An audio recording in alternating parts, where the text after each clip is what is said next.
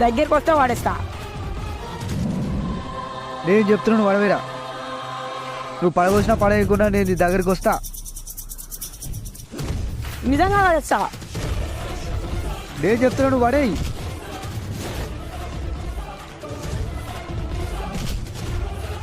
రారా రారా. అరే అరే అరే తెల్లారితో ఒక ముఖం చూసుకుంటా. ఎందుకు ఇవన్నీ?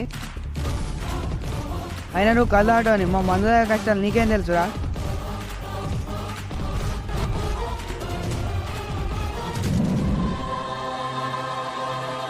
ఎగ్జైట్ బండి వేసుకొని రోజు వైన్ షాప్కి వెళ్ళి 500 ఖర్చు పెట్టే నీకు కష్టాల గురించి మాట్లాడే హక్కు నీకు లేదు. నాకే ఉంది. ఆ కష్టాలు ఎలా ఉంటాయో దాని విలువేందో నాకు తెలుసు. నేను చెప్తా, నువ్వు విను. నువ్వు విను.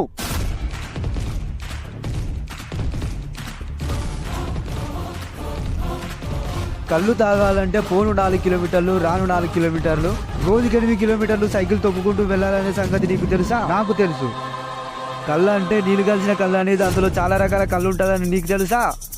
తాడి చెట్టు ఎక్కిన వాళ్ళు అది ఏ కళ్ళు పోస్తారో తాగాలో లేదో అని నీకు తెలుసా? నాకు తెలుసు. తాగాల్సిన టైంలో పోరాలకు పైసలు లేకపోతే ఎంత సతమతం అవుతున్నారో నీకు తెలుసా? నాకు తెలుసు.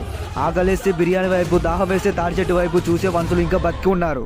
నువ్వు బతుకున్న సమాజంలోనే వాళ్ళు బతుకుతున్నారనే సంగతి నీకు తెలుసా? నాకు తెలుసు. ఈతకల్లు అయిపోయినాక అర్ధగంటకి వైన్ షాప్ కూడా క్లోజ్ ఉంటే ఆ బాధ ఎలా ఉంటుందో అనుభవించావా? నేను అనుభవించా.